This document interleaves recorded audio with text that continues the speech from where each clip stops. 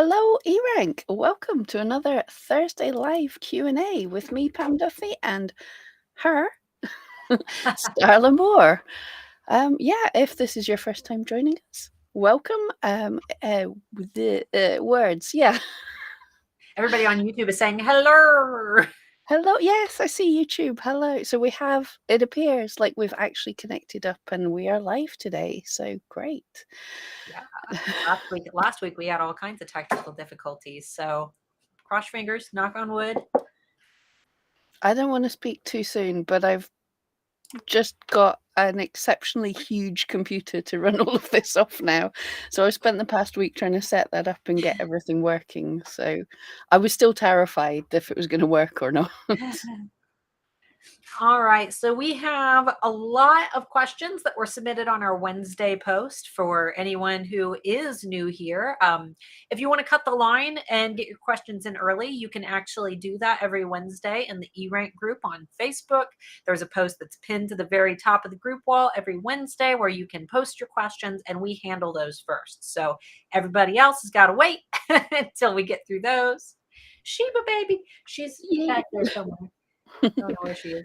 But you can get your questions in just now in the Facebook group or in the YouTube chat, and we will go back and check them once we're done with the main questions. And she just ran off because we said we talked about her. She's on the couch. All right, let's see. Over on Facebook from our Wednesday post, I see someone is typing over there. We need to tell them to get in the live chat. All right, so Jessica. Jessica had said, just wanted to share the happy news that my IP infringement notice from last week was withdrawn. So that was the seller who said that she got an IP notice for something that she had posted before they ever owned the trademark for it. So she had already had products related to it. So that's awesome. I'm glad that they... that is so good, yeah. Yeah. Kathy asked, is there a way of changing attributes in one sweep? I have items to change from Christmas to Mother's Day or Easter. First of all, Kathy, it sounds like you're not using attributes correctly to begin with. There isn't a way to just bulk change your attributes, but those attributes are designed to be applied to products that are themed in those holidays. So I doubt that there are any products that you're selling that are also a Christmas item and a Mother's Day item. It's not something that makes a good gift. That's not what an attribute is for. If it says Merry Christmas on it, or it has a reindeer, or it's got a snowman, then it qualifies for a Christmas attribute. If it's, if it says Happy Mother's Day, or I love Mom, or it has, hearts with flowers, then it's a Mother's Day item.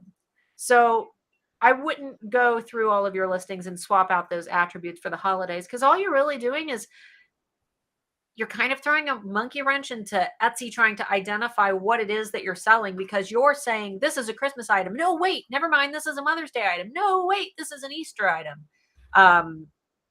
So I would only add that attribute to actual holiday themed products. And it's fine to leave it blank. That's the cool thing about attributes, is if they don't apply, just leave them blank. It's not going to hurt you. Yeah, the attributes aren't that important. I'm sure we've all made the mistake with the Christmas, Mother's Day ones when they first came out. We didn't know what to do with them. But Etsy has specifically said, basically, because what they're wanting to be able to do is have a page that's entirely full of Christmas-themed items. So, yeah, it's only if it is very suitable for that one occasion that you can use that attribute. Exactly. All right. Jennifer asked this. I hear this question so much lately. So this one's really common. She said, if I created several listings, about 6, with horrible titles and tags and SEO, etc., about 5 months ago, is it better to delete those listings and start over, or fix what's already there and just make the corrections with the new SEO photos and branding? I wasn't sure if Etsy gives you the same boost as if it was a brand new listing. Pam, I've got my opinions, but I'm curious to... Well, I can tell you, first of all, Etsy's opinions. Etsy advises us not to rely on new listings or refreshing listings as a tactic. Basically, they just say, just work on your SEO. Honestly, 100%. I have revived zombie listings with better SEO. I've also had, created new listings and they've done well as well. So there isn't a right answer, but you're not going to get hurt. And you definitely, once you've changed everything, if you do one quick renew to say, hey, Etsy, I've made changes, you do get a bit of a boost. And that's generally enough. I've not tested, I don't think it's massively bigger than creating a new listing from scratch compared to renewing a listing. So yeah, I think my feeling is don't overthink it. If the listing's already up there, if it's easy, fix it. If it's not easy, make a new one. Yeah, absolutely. And it's quicker to just fix what you've already got, right? Um, and if you have any sales at all for those listings, those are good signals. That's telling Etsy that, hey, people have liked this in the past. Even if your SEO wasn't that great, it's still the same item. Hopefully you're still using, I'm sure that there are a couple keywords that listing is going to share with whatever your new keywords are going to be. I would try to maintain any history that I have for those items. And I believe Anthony even said, I did a interview with Anthony for the holidays, and somebody had asked for Christmas time if they've got listings that made good Christmas gifts and they had Christmas keywords in their listing, but they were ready to sub those out for, Valentine's Day or whatever. They had asked, is it better to create a new listing and then, just kind of take the current listing and deactivate it, or if they should just update their keywords. And he said, update your keywords because, that history is going to carry over. It's the same listing. If you're creating something new, you're starting from scratch. Yeah, and also we've got to think there's not just sales. If people have shared it on social media, it's got links to places. This is why slightly older listings can do a little bit better, because they're starting to build up a bit of a following from different places too. Yeah. All right. Linda asked, I recently received an order for 15 items. In one order, all are handmade. When I try to build the custom order, the longest time to schedule processing is 6 to 8 weeks. Is there a way to add more? And she said, also, is there a way to ship orders in 2 to 3 shipments? So for the processing time, just communicate with your customer how long it's going to take. If the longest is 6 to 8 weeks, set it to 6 to 8 weeks, and then you can extend it after the order is placed. So that's what I would do. And is there a way to ship orders in 2 to 3 shipments? Yes, you can buy multiple shipping labels from a single purchase, but I believe it has to be, oh, Pam, do you know how long you have? I think it's like 2 months or something like that. I've never tried more than once. No. Yeah, Sorry. I've had orders get lost in the mail, and I've had to go and buy another label, from Etsy. As long as you aren't stretching it out months and months and months, it should be fine. I would try to make sure that you're getting your other label printed within like 30 days just to be safe. If not, you can always use another shipping service to print your secondary label, and then you could just message your customer with the tracking for that. So that's what I would do though. Yeah, I suppose another option could be if you were gonna, like, if it's 15 listings and you're gonna make 3 and ship them and make 3 and ship them, you could have the customer buy separate listings so they understand that things are coming in. I don't know, that might be more of a pain for the customer, but it gives them more. I don't know, customers also really worry that they're being scammed. I'm sure if they're contacting you and everything, they're happy with you, but if they're sitting waiting for months and getting like a few items at a time, that might be a bit worrying for them. So if they had it in separate listings, then they could say, I got this one, I didn't get this one. Just communicate with the customer what they're happiest with, really. But Yeah, congratulations on a good big potential order anyway. yeah, they can add all those items into their cart, Hmm. as separate customs. Um, Isabella said, I've been on Etsy for just over a year now, and I followed different Etsy coaches' advice until I came across you two a couple of months ago. Since then, I've been working on my SEO. Awesome. We're the best. We're the absolute best. And so modest as well. It's great. I know. We absolutely are the best Etsy coaches in the world. She said, is it better to have longer titles? Example, Safari Cake Smash first birthday outfit for boy, or Safari Cake Smash jungle first birthday outfit for boy. So basically short descriptive sentence or keyword stuff title. In terms of the algorithm don't care either way. Etsy says that we should be using shorter titles because they look nicer to shoppers. Shoppers can, glance at them and identify what it is that they're buying. There's better brand association there because, you get on like Amazon and eBay and they've all got these long, crazy titles. But if you get on like Nike's website or Tiffany & Co.'s website, they've got like a nice, short, concise name for their products. I've done both. Both have worked. Experiment, test. Yep, I still need that big experiment button. Experiment, test.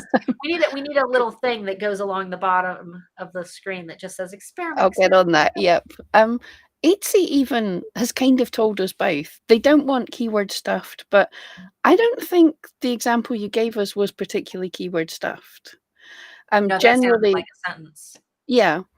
Generally, people keyword stuffed is they're taking their 13 tags and trying to smoosh them into the entirety, into the title, all of them. Etsy talks about short titles. They've been talking about it for a while, and for the exact thing, it makes us look more classy. Not all customers are bothered by that, but some are. But they do also say their advice is something like 2 to 4 of your keywords as your title, separated by commas.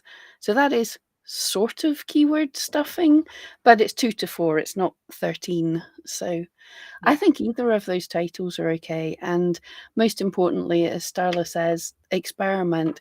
Some shops do great stuffing titles, some shops do great with short phrases. Different things will work differently, different customers will respond differently, and also, like, Google likes different things from what Etsy likes. So if you find you're getting more traffic from Google with a different type of title, that might be important to you as well. So yeah, try all and let us know. Absolutely. All right. Lynn has, looks like 3 or 4 questions. So we'll try to fly through them. She says, if USPTO indicates that quotes, common phrases, or sayings are not trademarked, is it already legal to use them commercially, like for product designs? So yeah, but I would still Google it. I would still Google it and make sure. Because sometimes you can find specific instances of people getting in trouble. Like, for example, I've seen cases where I can't find exactly how a quote was written and claimed, but I've seen people use it and they still got a copyright strike because it was written in a different way, or there was a quote nested, or it's just kind of phrased a little differently, but they've still tried to, take those listings down. Just Google it. Is blah, blah, blah, quote by blah, blah, blah, trademarked. I would play around with it. Yeah, it's really difficult to be trying to use other people's quotes. Yeah. Also, like common quotes from a book or something, they might not be trademarked. They could be copyright, which is a different thing, but you still can't use them. So they don't have to be on any of the websites telling you that thing. So I would always be wary of trying to use popular quotes.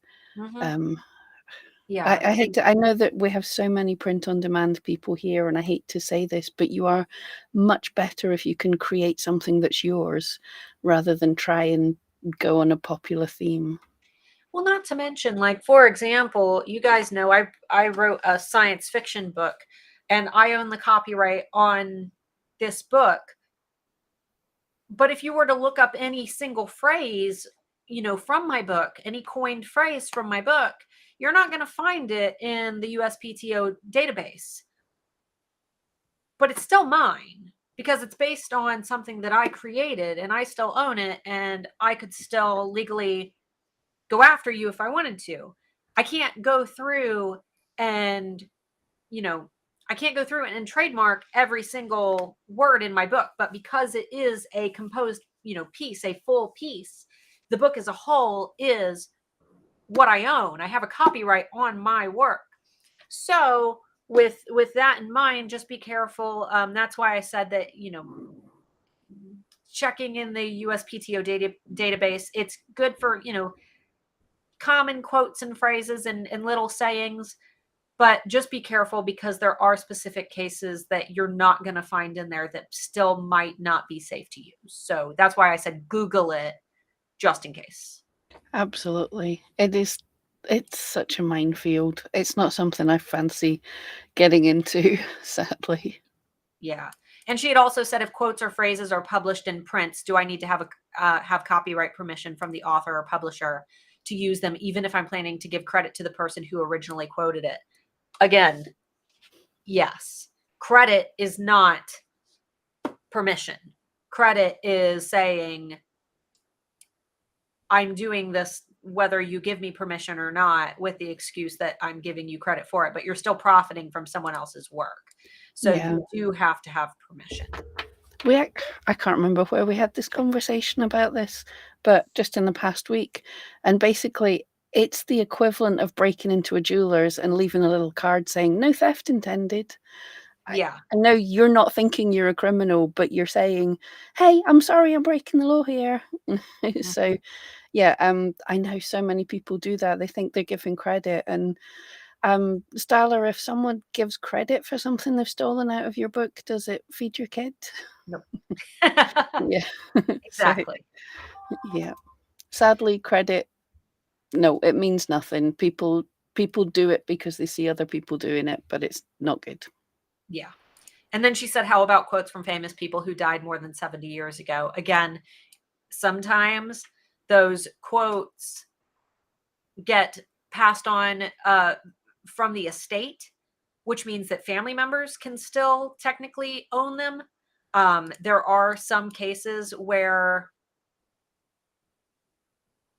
even though the author of the quote has passed away 70 years ago, it still is owned by their overall estate. So again, it is going to be on a case-by-case basis. Yeah, you've got to check. Not only, like, I think Winnie the Pooh just came into the public domain, but that's only the first thing that was published. So you can't go and take quotes from stuff that was published like a few years later. So it's only the specific thing. Yeah, and on that note, Tigger wasn't a part of the series until later, and Tigger is not in the public domain. So you could get in trouble for using Tigger. Tigger won't be in the public domain for a few years, I believe. Oh, and he's my favorite. So yeah, it's to wait. Right. You can only do the version of Pooh that doesn't have the red shirt. It has to be the original depiction of Pooh. And then the last one is it legal to use those quotes or phrases in my shop's social media, say only for social media posts, but won't be printed on my actual products? I'm not a legal expert, but I believe if you had a link to buy something on that post and you were using that post to generate profit, or you were running an ad and the quote was on the ad, that could cause issue. But this one I'm actually not sure on, because I see so many brands do it, and I've done it. I'll do like a Motivation Monday and I'll share some of my favorite inspiring quotes. Yeah, I think these are a gray area, aren't they? But definitely not to be making money. Yeah. Nothing tied to profit. Yeah. Yeah. It's a tricky one. All right. Let me refresh this because I did see that there was someone typing and I want to make sure that I didn't miss them. Nope. Okay. So we've only got one more and then we can go ahead and start answering questions from the chat, which we only have 2 of. So guys, feel free to get the fill out chat, the get chat. questions in, yeah. Because I All see right. we have a good chunk of people today here, so you must want to know some stuff. Yep. Yeah, we have 30 over on YouTube and we have 21 on Facebook. So that's awesome. Tracy asked, I have several old listings in my shop that I haven't made any sales from in a very long time. They also get little to no visits. I have about 8 listings that I make most of my sales from. By keeping underperforming listings, or in my case, listings that don't perform at all, active in my shop, am I hurting how my listings rank that do perform well? And also, would it be better to deactivate or delete a listing that doesn't do well and start fresh with a brand new listing, or keep the old listing and just work on the SEO? Which, we kind of already answered that one, but we'll stick with the first one. Are having listings that don't perform well in your shop hurting the listings that are performing well? The thing is, everybody's shop usually has, a couple listings that perform well, and then they've got a couple listings that don't. Not everything is going to perform well. Absolutely. I think let us know in chat, but I would say most of us, the majority of our sales come from a very small number of listings. Yes. Yeah. No, you're not hurting your listings that are performing well, with that being the question. But don't worry too much about the listings that aren't performing well. You can always improve them or work on their SEO. And like we said, it's better to just keep the listing that you have and improve it. And that's a great way to experiment with new keywords, especially if, like you said, they don't perform at all. You're not going to hurt them anymore by playing around with them. So go nuts, but don't stress out about them hurting anything else. They're not going to hurt anything. You've got your breadwinners. Obviously, don't touch those if they're bringing you sales. But the cool thing about listings that do perform well is that, I don't know about you, but when I'm shopping on Etsy, I don't just find a listing I like and add that listing to my cart from a search page and then keep scrolling the search page. I usually go to that shop and see if they've got anything I like better or anything else I like, so I can, buy more than one item. And I take a browse through their shop. So what you have are a couple listings that can bring traffic to your overall shop. Um, like Pam and I have talked about in the past, it's like car dealerships. They put all the nice sports cars out in the front lot, that way you can see them from the road. Those are the cars that bring people in. And yeah, they sell, but it also helps the people who, they might have not been planning to look, but they saw that nice Ferrari that got them into the car lot. And then they decided to buy the nice minivan because that's, what their wife wouldn't have yelled at them for bringing home. The point is that it's a great traffic flow for the rest of your shop. So work on your SEO, but don't stress if you've got a couple listings that just perform awesome, because that's just kind of how it is. Exactly. I mean, if you work on the others so they look good, but yeah, that's definitely a good thing to look at if people are coming in because they've seen the Ferrari. Look at, are people buying the lower price point and things, so you could make like lower price point items or higher price point items. That's one thing that I kind of like about Etsy ads. It's probably the only thing I kind of like about Etsy ads, but you do see, they say, this is the ad the person clicked on, and this is the item that the person then bought. So you get to see a little more of the flow, which we can't really see anywhere else. So that's kind of handy. I see quite often, it's quite cool for me. I see that people will look at a cheaper item and then they go and buy the more expensive one. So that just tells me, okay, I can make my more expensive ones look a little bit prettier, maybe link to them in the cheaper listing to say, hey, you've seen this, but how'd you fancy that, kind of thing. Yeah. All right. So we are done with our Wednesday questions. So thank you to everybody who submitted those, because you kept us talking for about half the stream, which is good because there aren't very many questions yet in our live chat. So if you're on YouTube, if you're on Facebook, feel free to submit your questions. Facebook's, I can unfortunately only see Facebook user for this question, so I apologize. But Facebook user asked, having a hard time figuring out trending products on Etsy and how to get the heat keyword. Oh, heat keywords from Etsy? From eRank, I'm assuming they mean the hot ones, with the flame. Oh, okay. Let us know if I'm completely wrong. Or do you mean like keywords like that are just highly searched? So finding trending products, I mean, the great place to start is our trend tools. We do have our hot button that Pam was talking about up top. There's like a little flame emoji icon thing. And if you click on that button, that'll show you what was hot yesterday. And, some of those trends are interesting. They go up and down and fluctuate. But what I find the most value in is our actual Trend Buzz tool and our monthly trends tool in the trends tab, because you can take some of those trending ideas and stack them. So for example, coffee, I know was trending last month, and wall art was trending last month. A smart seller will say, coffee's trending, wall art's trending. I'm going to make coffee themed wall art for coffee bars, or maybe bistro themed wall art. And then you could start thinking like, what else does somebody who wants coffee themed wall art want?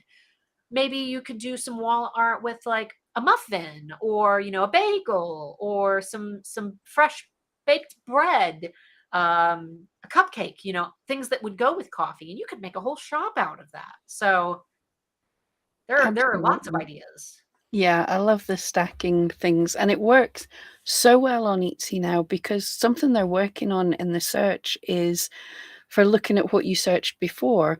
So if someone searched for loads of coffee stuff and then goes and searches for wall art, and you have your coffee related wall art, you might get shown a little higher in the search, because Etsy goes, hey, this Starla person, she really likes coffee stuff. So that's a super good way. Another, couple of other cool places. On your dashboard on eRank, you will see on the right-hand side, you'll see the trending keywords for the past 7 days, is it? I think. Yes. And you can click through and see different countries as well, which is really helpful.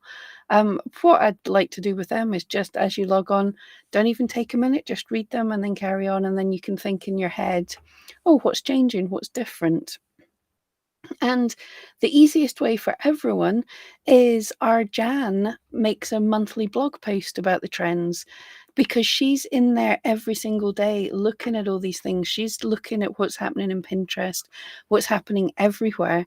She checks out all of these trends and she has a good grasp on it. And then at the end of the month, she looks at the monthly keywords, but she uses all her knowledge that she's had over the past month and writes a great article to help you with ideas too. I was trying to find our link to it. We do the same one every month. I'll try to find it unless Debbie has it on hand to pop into the chat. All right. Let's see. Eco Tour Handmaids. Finally catching a live eRank. Awesome. I will, will either of you be doing a video on the Q4 meeting soon? They said sales were down. Pam, I know that you always do those, so I wasn't going to worry about it. Yep. Tomorrow, I've listened to the investor review, and I'm going through all the questions and everything just now. I will jump on. Because we're so busy today and tomorrow, I will jump on after Starla, I think, and do it then. Awesome. It's probably about the only time. I'll just have to remember and stay awake, because that's my nap time on a Friday. Yeah, I haven't had a chance to even look at it yet. I'll do a spoiler just now, in that sales are down slightly on last year, but there's no, quite often they sneak in little things about what they're going to be doing in the year. There's no big surprises or anything happening. So it's, I should clickbait it more than that. It's amazing. You have to come and listen. No, it's all right. There's nothing major there, but I'm just going to dig into it. I'm still listening to the investor Q&A. It's boring. So. Oh yeah, I was gonna watch that, and then I was like, you know what? Someone will do the highlights. I'll wait for another YouTuber to cover it. Yeah, it's not very exciting. All right. And Debbie, thank you. She posted on Facebook the link to our top keyword trends blog that Jan did, but I went ahead and grabbed that link and posted it in the YouTube chat as well. And for anybody who's watching the replay and doesn't want to go on a magical adventure to find the link, just go to erank.com/blog and you'll be able to find it there as well. Let's see. Linda had asked, how do we find trends from last Mother's Day? That would be the monthly trend report, right? It would indeed, yes. You can go and check for specific months. And I would be checking from this time last year, because you want to pick up those UK trending terms first and see what was picking up, and then work through the months until you're getting up to get up to the rest of the world Mother's Day, because the UK Mother's Day is a couple of months early. So yeah, we get a little sneak peek of what might be popular. Yeah. All right. Berry Boutique. It's a cute name. Let's see. I just remembered the question I had. Awesome. Does putting anything as materials for digital items make a difference, or should it be left empty? For example, PDF pattern for a crochet pattern. It's not going to hurt anything. It's not going to help anything. And they already know what they're getting. So I think it's up to you, as long as you're not like using it to shove a bunch of keywords in there. The algorithm isn't looking at it. So yeah, I don't think materials are really used properly or bothered about much. It's a historic thing that's been there right from the beginning. But I think if there's any team on Etsy that look at it every month in their meeting, they'll go, and materials, yeah, we'll think about that later. So I don't think it does anything positive or negative. I get if you're making something like handmade soaps or food or something, it would be good maybe to put the things in there. But I don't remember the last time I even looked at what materials were on things. I read the description. I mean, if I had like a really bad allergy, for example, I'm like deathly allergic to peaches. So if I'm buying a food product, I always double check. But I think that would be the only instance. And, if you're creating anything food related, you should be listing your ingredients regardless. I think you have to by law. So Yeah, exactly. And I think if I had a deathly food allergy, I would at the very least be messaging the seller and making sure. and real quick, Mr. Moore just messaged me because he's got the Q4 report up, and he said Q4 was about the same as the prior year, but profits are still up. So nothing shocking, unfortunately. Yeah. I know you all want shocking news, but Yes. boring read. Good to know. Thanks for doing it for me. I agree, Mark. I just did it this afternoon too. All right, Lynn. In terms, let's see. Oh, she said, is there a law aside from copyright that we can indicate on our listings to emphasize that buyers can't resell my digital products? I understand that it's hard to prevent others from stealing our designs, but are there some ways that we could do to at least make it harder for them to steal our designs? You own that design. If you created it, as long as you're not like using Canva elements, you can't copyright or trademark anything that you've just like tossed together in Canva using their elements. But for example, like for my book, by default, I am the author of my book, and I do not have to go buy my actual copyright for my book because I own my book. I wrote my book. I don't have to prove that I wrote it. And in court, it would be easier if I had it, because it would be an open and closed case. I would have to fight someone if somebody did try to like upload my whole book, but I would still win the case because I can prove that I wrote the book. For artwork, it's much the same. It's your art. You can prove that it's your art. You designed it. Now with things like quotes and phrases, it gets a little bit harder. I would just indicate not for resale.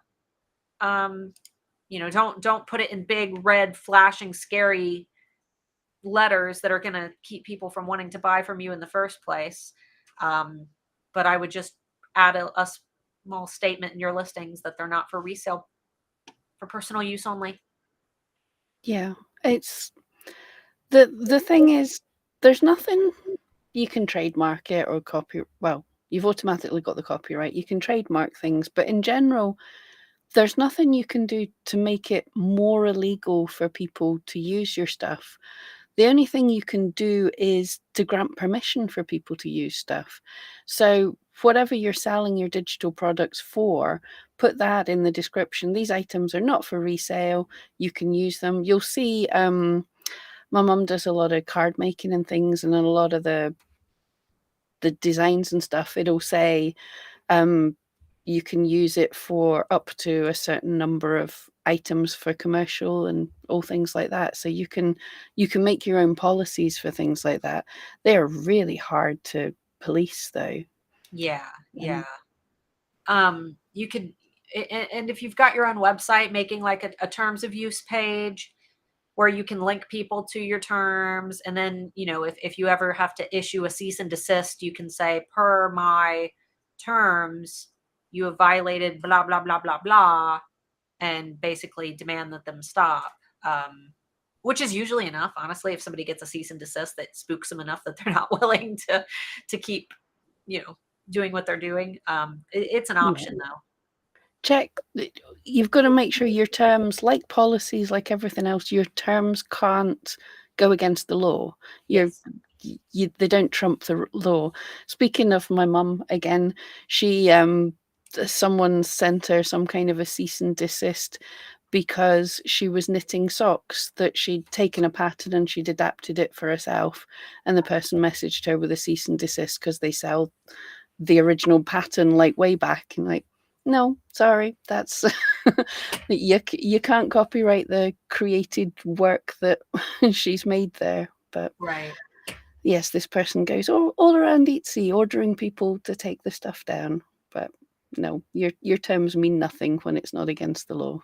Yeah. All right. Tammy over on Facebook asked, I'm located in Canada and have my listings in US dollars. 90% of my customers are in the US. I do this because I want rounded listing prices. Does Etsy charge me more to list in US dollars and convert it to Canadian dollars when I go to deposit my money into my account? I don't think you're supposed to do that. Yeah, I'm not sure quite how that works. Yeah, I'd check with the policies with Etsy. I would say more likely Etsy doesn't charge you, but your bank's probably charging you to convert the currency. Because Yeah. I think Etsy would be depositing in the currency that you told them your shop's in. Yeah, I would double check on that because I believe that you need to set the currency to where you're located. I know that you can't like spoof your location and say you're, you know, one place when you're somewhere else. You couldn't like actually say I live in the US if you live in Canada, because that definitely breaks Etsy's policies, but I'm not sure about currency. Yeah. Either way, I wouldn't think too hard about having nice round numbers for I don't Well, think very many shoppers are really you're no, probably stressing about it more than they are. well, Etsy did round us up for a little while. They did a test on this, and it's very quietly gone away. So if the fact that Etsy had everything in place to do a thing and they stopped doing it, it's likely it's because it didn't make much of a difference, because they have teams of people that sit and look at everything from shops and say, oh no, that didn't make a difference, so there's no point. Yeah.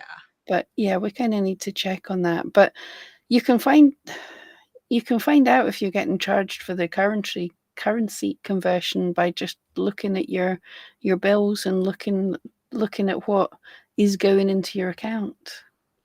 Yeah. But you probably are getting charged currency conversion somewhere, because somebody charges for that. Mm-hmm. All right. Linda, I had seen your post a few days ago, but she said, just a warning, don't use the word amber. Even if it's amber colored, they will take it down immediately. Yeah, that's been a thing for a while. Poor Amber Marie with her dog. Yep, I keep getting messages from Amber named people.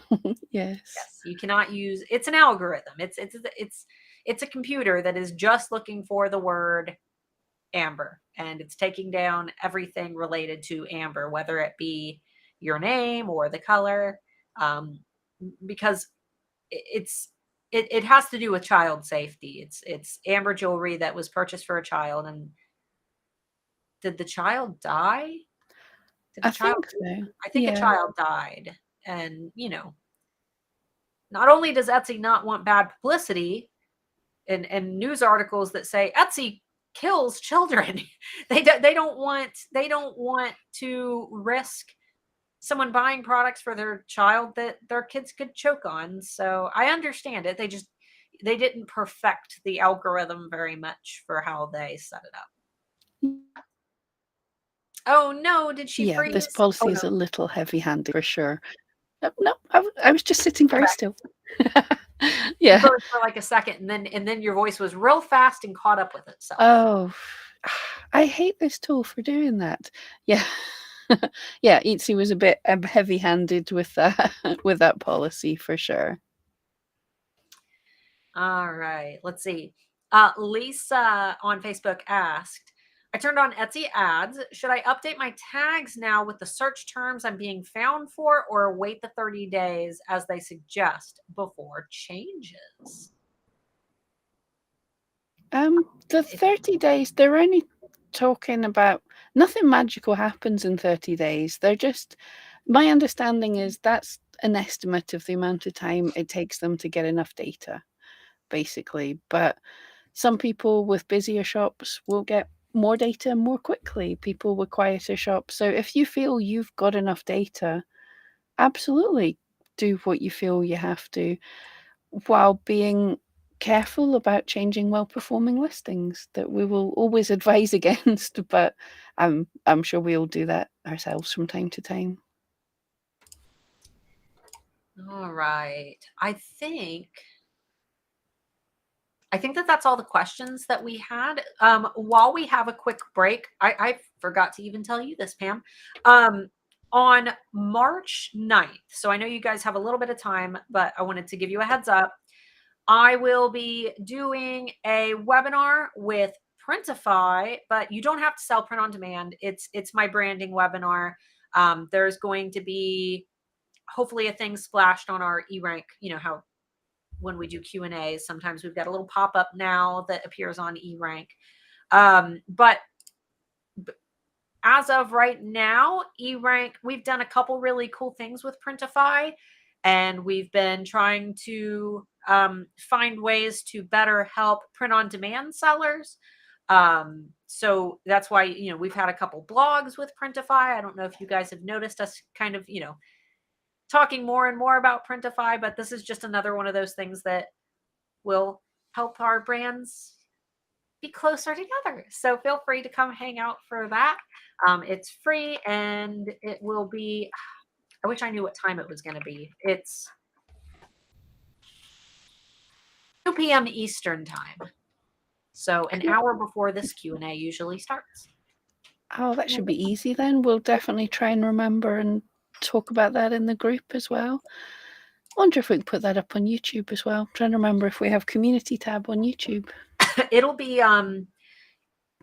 it will be right before Q&A normally is. So we might, I don't know if we'll call Q&A, but I probably won't be able to also do Q&A. I'll ask Anthony. We might end up canceling Q&A that week and funneling the audience there, just depending on what he wants to do. But it'll only be an hour before you guys are normally here. So feel free to come hang out. Yeah, nice and easy to remember then. Cool. All right, let's see. Oh, it looks like you're still typing your question, but I shared the Etsy store with someone else, with someone else's account. Now that person doesn't want to keep working on the store anymore. My question is, so first of all, I know you're probably still typing. That's fine. Keep typing. It sounds, maybe I'm mistaken. Please let us know. Okay, you said, can I add my name to the store while that person keeps his regular account active? Accounts, are you trying to transfer an account to a different person? Is that what I'm hearing?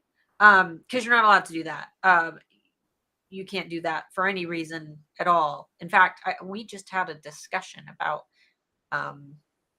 someone who attempted to transfer their shop to somebody else. I think it was like a family member or something, because they were like terminally ill. And Etsy was like, no, you can't do that. Feel free to elaborate a little bit more. I just want to make sure that we're actually answering your question, because I'm not quite sure.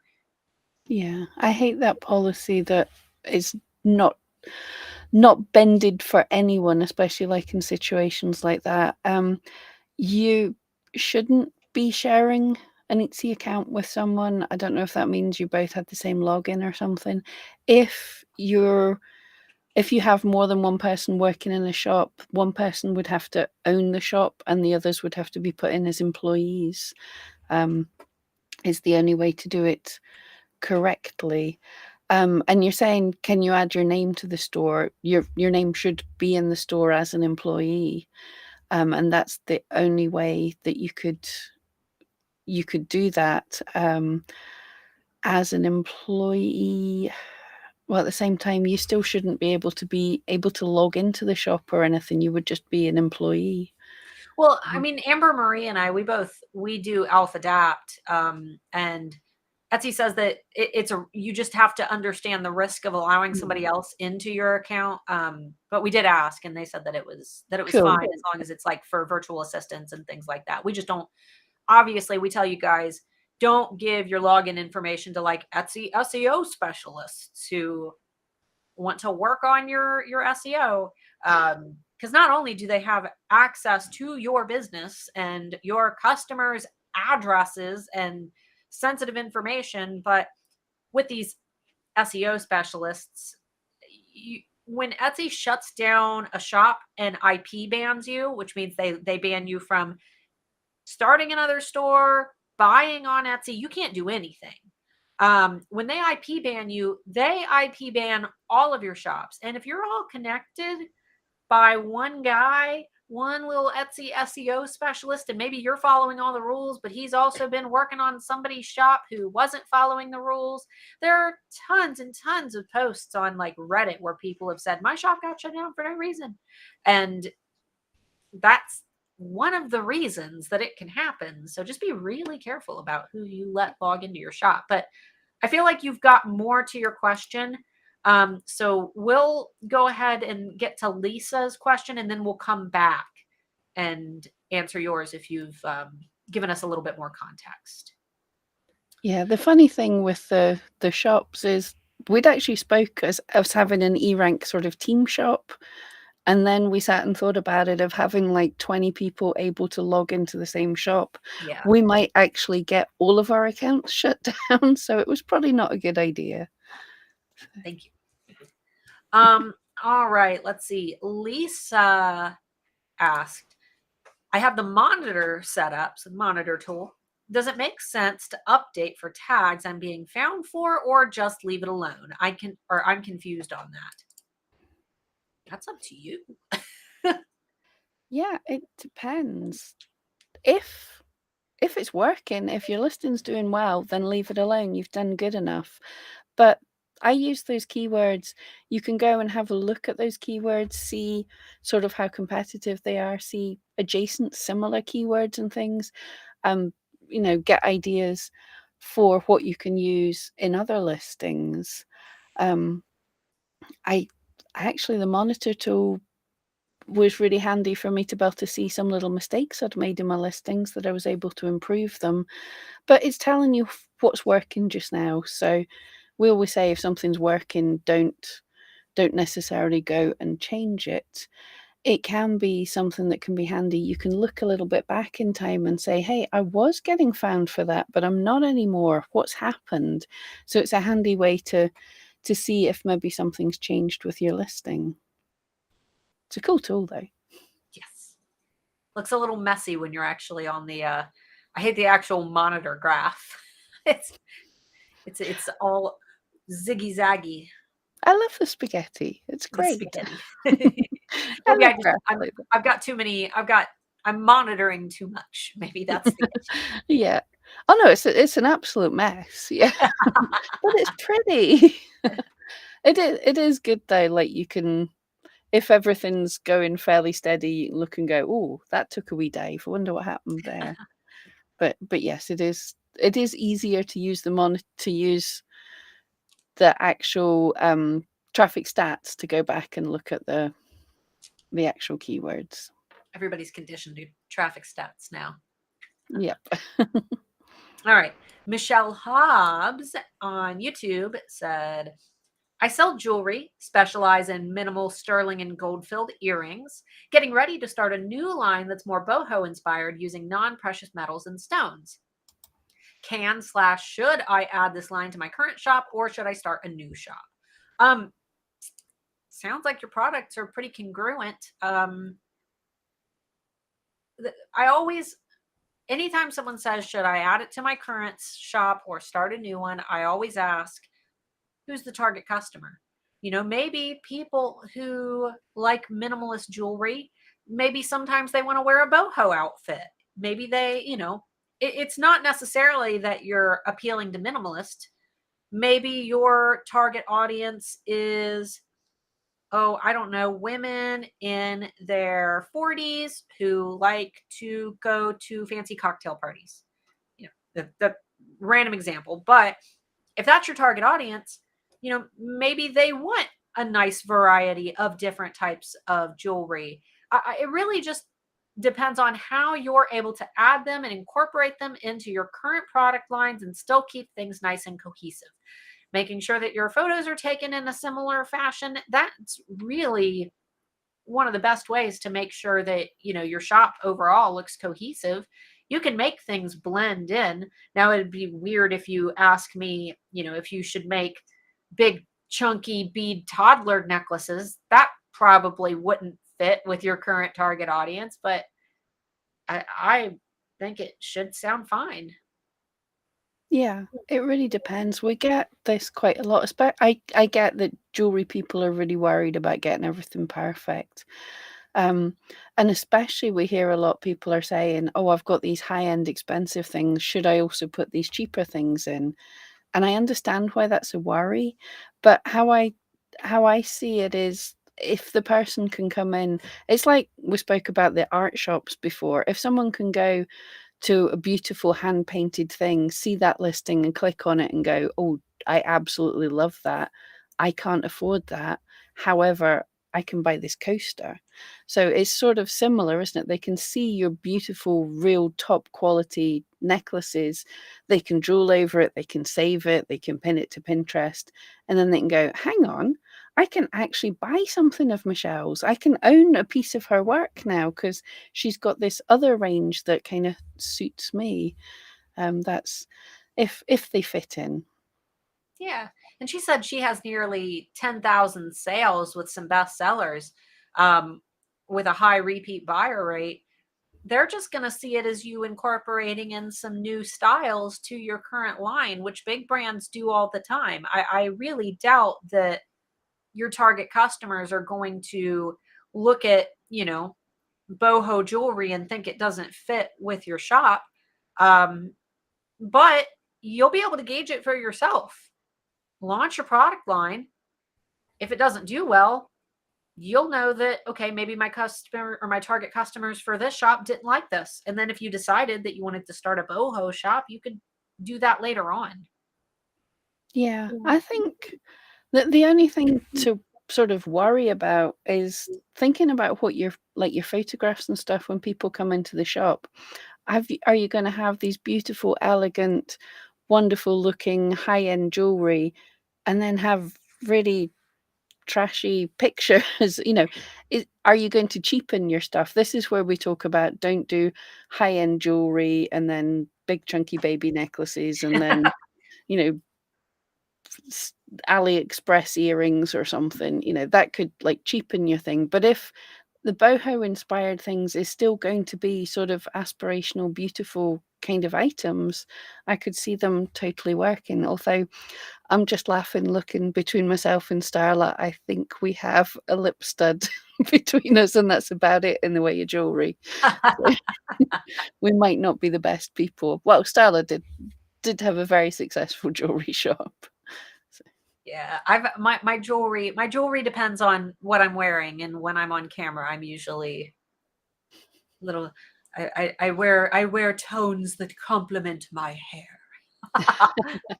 And you do too. You're wearing the tones that complement your hair. Yeah, that was accidental. If it's the brand, you're on brand right now. Exactly. Looks like we've got time for one more, and Tammy over on Facebook has come to the rescue, so she'll probably be our last one. But she said, how does Etsy decide which of my listings to advertise on offsite ads? I'm over $10,000 a year, so I have no choice to opt out of the offsite advertising. Pam, I don't know. Do you know? Not really, but sort of. The only things that I've read give me the impression that Etsy doesn't decide to advertise our offsite ads. They parcel up everything and like give it to to Google and stuff, and then deal with that later. We don't really know a whole lot about how it works. But it definitely feels more like if your listings don't follow like Google ad rules, then they won't get advertised. But that's about the only thing we've been told. So I'm not aware of how much Etsy is deciding. I would assume that they probably incorporate in some bestsellers. So I'm not sure. Yeah, I don't know, because what I get clicks for seems very random, to be honest. I've not seen any rhyme or reason to why things work. All right. We'll go ahead and grab the one last one that we had from Lisa, since we've got 2 minutes. She had said, in eRank, I recently discovered the traffic details. I'm assuming traffic stats. I'm looking into that feature. What do you think? Yeah, if you mean traffic stats, yeah, absolutely love it. We added that about a year ago, and it's really awesome because for those that don't know, this is your ability to connect your Google Analytics that's connected up to your Etsy shop to eRank, which allows us to gather even more data about what keywords people are finding you for. Google Analytics is a powerhouse. It's amazing. It's also a nightmare to use. I literally have to go through about 4 tutorials every time I open it up to find what I'm looking for. So, and Starla's put up the blog, which you definitely want to look at that. But yeah, it's absolutely awesome. Perfect. And Jackie Lynn, is that your natural hair color? I love the auburny coppery color. That's funny. I just used overtone pigmented conditioner today to make it more coppery. But no, I'm a blonde. I'm a dirty blonde. You can kind of see my roots. But I do it. I do it rose gold is the color. How do you know she was talking to you? This might be my natural color. Because she said, Starla, is that your natural hair color? We all know that you're naturally pink and purple. Absolutely, yes. All right. Thanks so much, guys, for hanging out. We ended right at 3:59 on the dot, so that's perfect. Make sure that if you haven't already and you're over on YouTube, be sure to join the eRank Facebook group. That way, if you have any questions during the week that you need answered right away, you can pop those into the group and someone will answer them, whether that be a eRank team member or just some other Etsy sellers. Yeah, other than that, guys, thanks so much for hanging out, and we'll see you next week. Yeah, thank you.